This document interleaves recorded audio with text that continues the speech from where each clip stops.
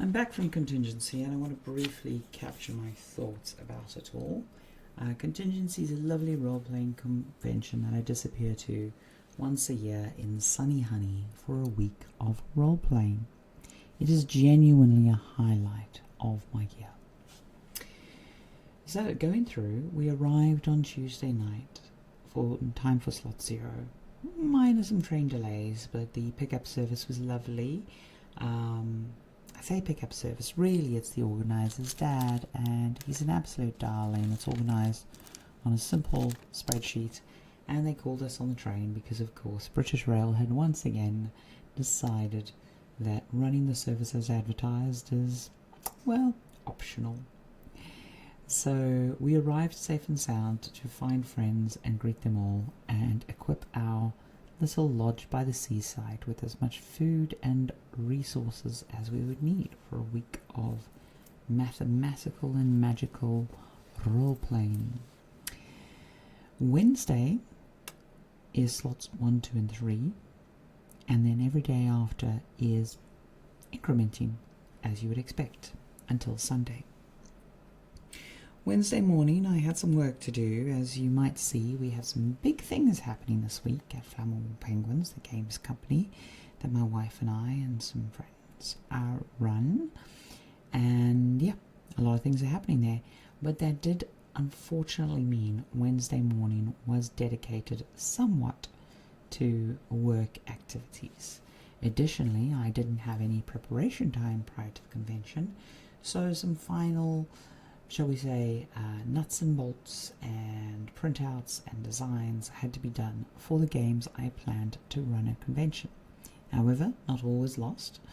By the evening I had located my slot in a Brindlewood Bay game. It was a delightful time playing a module I played before called Dad Overboard. Brindlewood as an investigation system is one I rather enjoy because it is what is called improvisational investigation, in which you go into a scene and you get clues and there are mechanics and such, but the setup, well predetermined, does not lead to a conclusive solution to the mystery. And through your various gathering of seeded clues that are somewhat vague, the group decides to weave a narrative, and the dice at the end succeed or fail in your uncovering of the truth or layer in complication. It's a broadly adorable game. We played with 3 players at the table, and while it was not the strongest table I played at, nor the strongest GM, it was a delightful game and fun was had by all.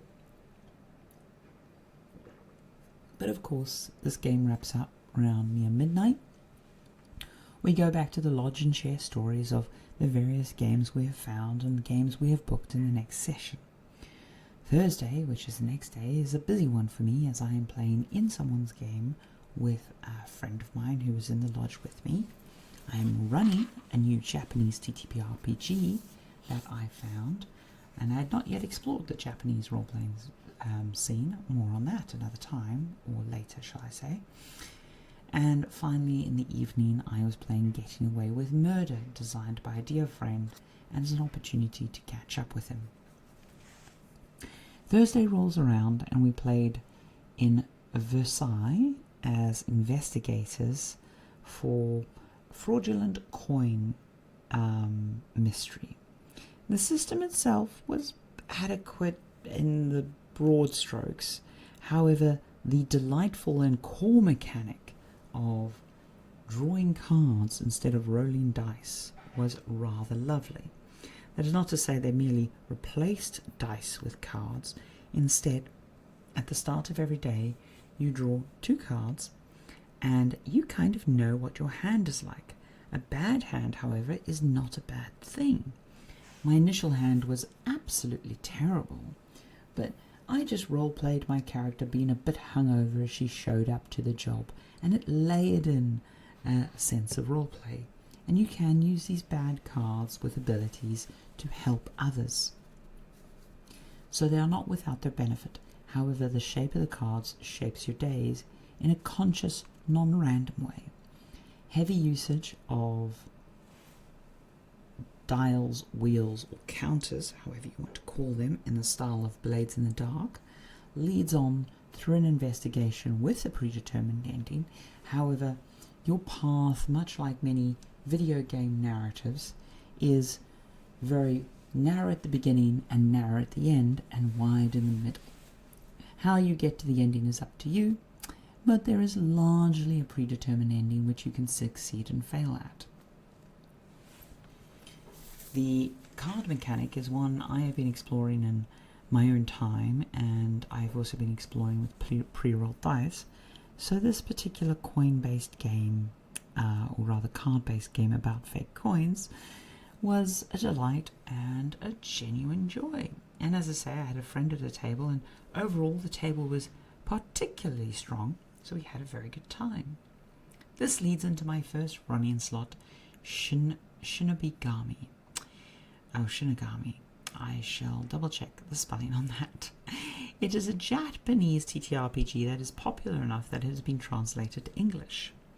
I have to say, despite being a role player for many decades at this point, and confessingly somewhat of a weeb, none of my friends, who are much bigger weebs than I, or less weebs, and people who've lived in Japan and are role players and gone through the gamut, have ever really mentioned the Japanese role-playing scene.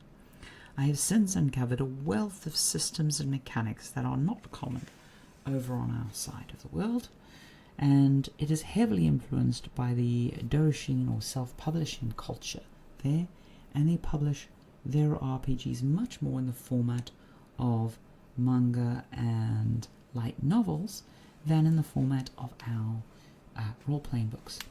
That, combined with some unique mechanics, means it is something I desperately want to explore this year. Starting off with this popular game, it is a shonen ninja game set in a modern setting that perfectly captures that wild, swingy nature of Naruto and all of its shonen ninja derivatives up to the more mature stuff. Mechanics like an unblockable, perfect first-time attack that shall always succeed very much capture the genre.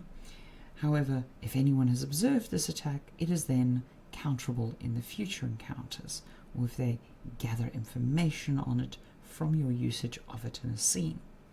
That, combined with positive and emotional bonds, which could be also negative, and various sort of webs of encounters, and the inability to die outside of the climax, really mechanically lend itself to the thematic shape of shonen anime. So that was a rather delightful discovery with a very strong table of friends. We played in the lodge, I knew every player, and it came to a delightful conclusion because the module design itself, this is the Dagger That Kills Gods module that is suggested as an introduction module. We played the player versus player version, as that seemed to scale up to a larger group better. It has a different design in that the pre-designed characters actually have blank sections on their character sheets to insert player name X for your various secret motivations. This delightful bit of freedom led to a situation where all the players largely succeeded in the end and helped each other succeed, despite in some cases beating each other to death and then reviving each other. It was a very strange web of events that I shan't fully describe in case you wish to play the module. However, it was the perfect conclusion to a lovely story. In the evening, I played my friend Thad's Getting Away with Murder game. It is a board card role-playing game heavily influenced by the likes of Fiasco, a murder mystery that is mechanically very interesting, but is largely a framework for improvisational storytelling of a traditional murder. I've spoken and written about it in the past before. However, it is an extremely well-designed game that you can find at the Getting Away with Murder website as a digital playable. I once again have encouraged him to do a Kickstarter and a print run, because the game at the moment supplies a printed home version, but desperately needs a high quality production run, as it is something I would happily run for friends and have done on more than one occasion. However, the printed home version is rather tedious. Digital version is very well put together though. That is what you get for trying to launch a board game at the start of lockdown. This leads us on to Friday, and admittedly I left out that the night was spent up late, the slow cooker was brought, so many healthy meals were had, and sleep is an optional activity at a convention. Friday was a rather full day, though I did have the evening free to catch up with friends. In the morning I head off to a James Mullen game, which in the best of traditions starts an hour later than everything else. It started at 10 p.m, and I cannot express how much I adore James for this later start. We played improvisational storytelling. You might have noticed a trend here, a card game called For the Queen. It is a very popular game, but I had yet to play it, and I was sitting down at a table stacked with familiar faces. Very good role players who we all knew wanted to push the limits. What followed was, instead of a traditional story, an in-depth retelling that occupied the entire slot, which was meant to be enough space for 2 rounds, involving a cyberpunk queen, a space whale religion, and a decaying empire, the space whale turning into a Holy Grail-esque quest, a mysterious woodcutter, and an alien introduction into court as the decaying human empire ruling over a multitude of aliens, stagnant for millennia with their long-lived bioscience, holds on to the last scrap of the old earth in a forest guarded by an old mysterious woodcutter, leading ultimately to a climax that was thrilling, satisfying, and a narrative I have yet to get out of my head. I have taken many notes, and I shan't be surprised if I do something with those notes in the future. This led on to my first real planned game, as the Japanese Shinobigami was very much a distraction from research, shall we say. This is an anime-inspired combat game where I wanted to explore some narrative themes. So I am running 3 games. Well, I ran 4, but the plan was to run 3 games around similar concepts. So I shan't dive into it too much. Needless to say, we are close to shipping our first game, and there are some ideas I have about our next game narratively, and I really wanted to explore them through 3 mechanical lenses. The first of these 3 games was a traditional anime-inspired, hence my research, combat kind of exploration adventure with a bit of mystery. The key thing here, though, is that the mechanics are what you would expect in a role-playing game, and the protagonists were in control and powered with a genuine, more likely than not chance of succeeding against the paranormal forces against them. The game ran extraordinarily well, and I was very happy, and I was extremely excited to bring these ideas out of the back of my brain and explore them.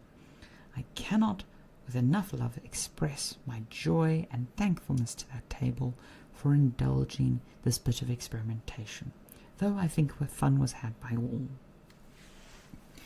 This led into an evening of catch-up with friends that was, well, really the highlight of the con. Catching up with friends across the various cons every year is a touch point. And these very close friends, who I normally see more frequently, I had not seen much of in the last year. So to the pub we go, and watch and chat and talk about singularity theory, AI, quantum physics, simulation, and whether or not certain adaptations of media are successful, which did very much lead into watching Night of the Seven Kingdoms, which I've been told the introduction to the first 2 episodes has been heavily discussed online. I can see why. I don't think I will be following the show, however, it has enticed me to read the short stories. To bed for a busy Saturday. Now, Saturday I had 2 games to run. The second exploration of these narrative concepts I wanted to explore was using a variation of Brindlewood Bay, what is online be called Carved from Brindlewood. I hacked and slashed the mechanics to fit into a boarding school paranormal investigation, and pulling that out for a very, very lovely table who genuinely got their fingers into it was an utter delight.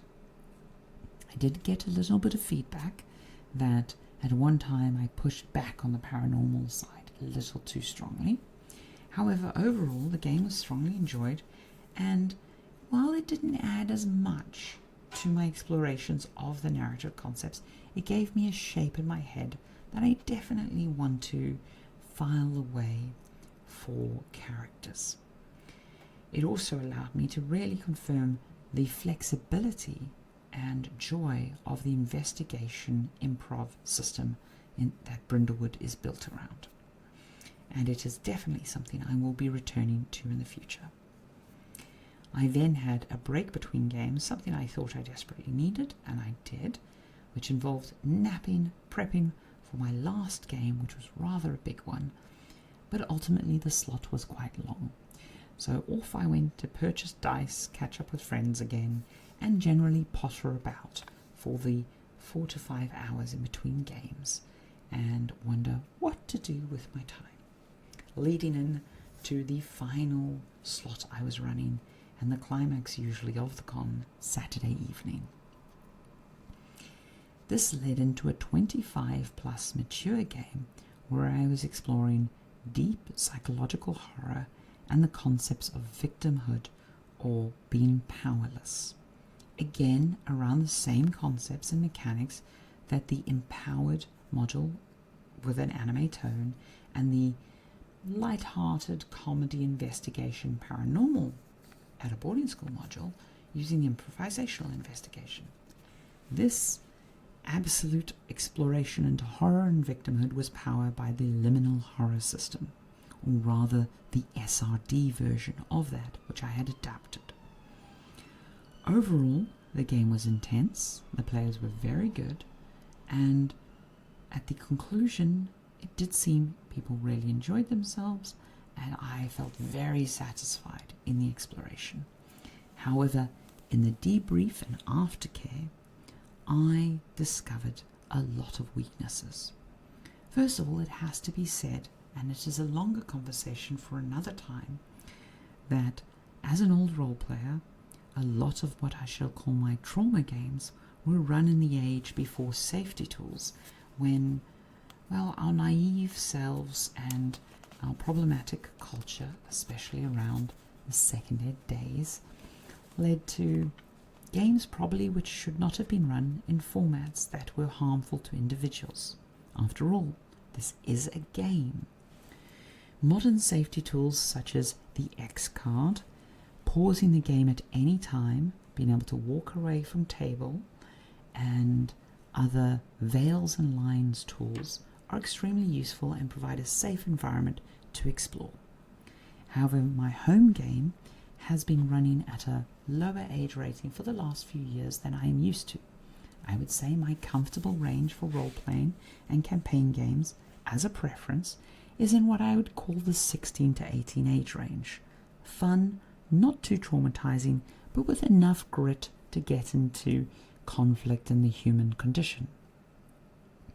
However, you run for the players you have and to maximize fun for all.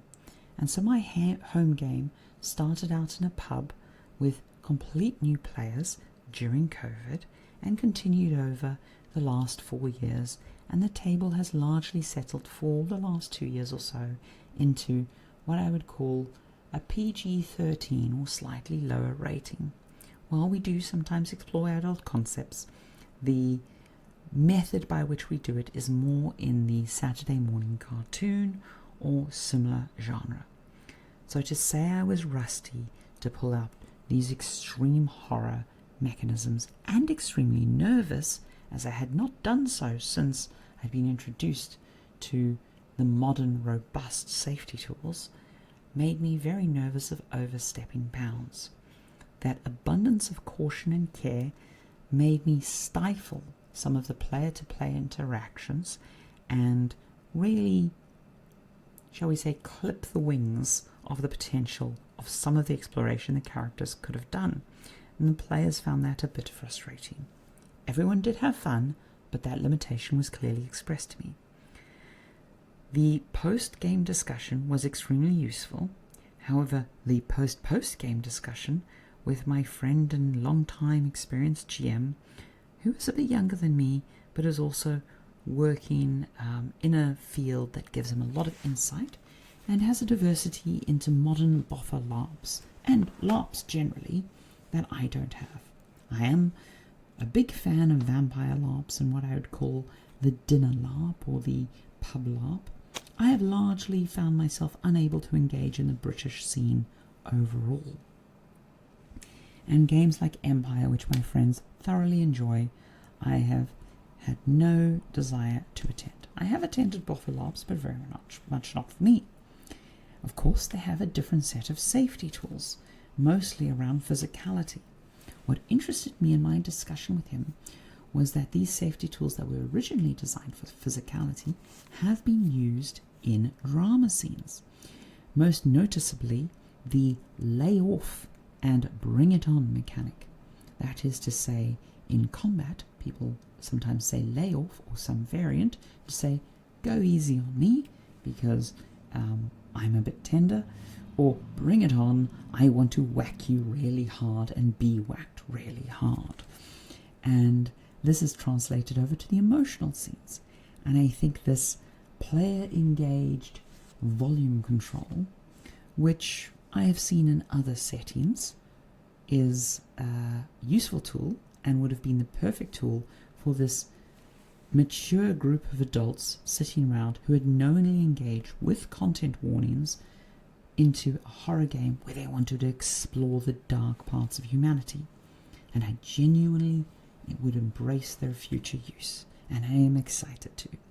The other bit of important insight he gave me while I described a particular scene that frustrated one of my players, where I stepped in using in-game narrative to control the emotional state because I was worried that one of the players was a bit close to breaking, was the incorrect handling of it. And while my desire to keep my players safe was good, the correct tool to reach for was not in-game narrative, but the above-table safety tool. And if I had brought the above-table safety tool to bear, it would not have redirected the narrative. It would have brought the players more comfort that the safety tools were there to be used, and it would have provided the players a chance to say, bring it on, I want to explore this. So that was a thorough and good lesson. But finally, Sunday morning rolled around for a quiet game of Burning Wheel, which was a slow start and an early finish as we had to hop on the train. Playing in my friend's game is a delight, and genuinely that game is an ongoing one, which brings me happiness, joy, and a character archetype I rarely play. In fact, it is a character archetype I think I have never played before. A naive little mage that, if the party was not working constantly to keep me alive, would have resulted in her death in the first session and every session thereafter. Playing such a naive and innocent character with, shall we say, the expected lifespan of a mayfly is very much not something I have explored in depth in a campaign. I have done it in one-shots, and getting the opportunity to play in a campaign as a forever GM is genuinely a pleasure. So I look forward to moving on with that game this year, though while the game has always been in person, we did discuss moving some of that campaign digitally. Something you may know I have been hesitant to do in the past, however I think in this case will apply. One last note before I sign off on this delightful adventure, as we ran off to the train, which ran as expected largely, though once again the service as advertised did not operate and we had to redirect around King's Cross, and instead of getting a taxi we motivated ourselves by saying if we don't get a taxi we can arrive home to a lovely dish of poke, which we did. So that final note I want to bring on. Conventions and role-playing are one of the best things in my life. I do want to write about it more, I do want to talk about it more, especially now that I'm running a games company. I think it gives me some space and opportunity to maybe do things I didn't have space to do in the past, despite being excessively busy at the moment. And finally, I do want to talk about safety tools and narrative overall. I may have sounded overly critical of the bad old days, as I call them. They did form who I am, and I have some wonderful, as well as extremely traumatic experiences from that time. And I do not so much blame the people of the time. You must remember, for people of a certain age, the internet was extremely new. I have grown up on the internet, but I grew up initially on BBSs and MUDs and things of that nature. And most players growing up pretty much into the 3rd edition of D&D and 3.5 didn't have as much internet tooling around. The 3rd edition of D&D was really the first edition where the internet made an impact, and convention culture was really starting to feed back into things. The early days, people, usually kids, picked up these books in isolation, read up, and did what they could with their friends and ran them. And given the nature of socially awkward teens reaching for D&D books, not everyone, shall we say, engaged in the healthiest behaviors and the self-reinforcement of 5-year and decade-long campaigns and filtering out those who found it a little bit creepy or awkward led to some darker corners. Anyway, that has been my recap. Oh, sorry, I'm terrible at signing off. One last note. A dear friend who was pregnant at the last convention brought her baby this year, and it was lovely. I'm not someone who is fond of babies myself or any desire to be a mother, but it was delightful to see the child there. Oh, I say child. The little squirming, wriggling baby that it is. And my friend was somewhat nervous about bringing the baby to table, and they'd made a bunch of arrangements. Considerate and well-attentive parents they are. However, we did constantly reassure them that we would not mind the baby around for most of the games, and I think most people would be fine with it. And this, combined with the invention of safety tools and the general family and wholesome and maturing of the hobby, the exploration of actual play online, and the general upgrading of the hobby and the empathy increase in the hobby, have been the most pleasurable things to witness. So I hope you have a safe, enjoyable, and open table. And I hope you explore your local, in-person events. Digital is bringing us together, but there is nothing quite like being in a room with mathematical fun.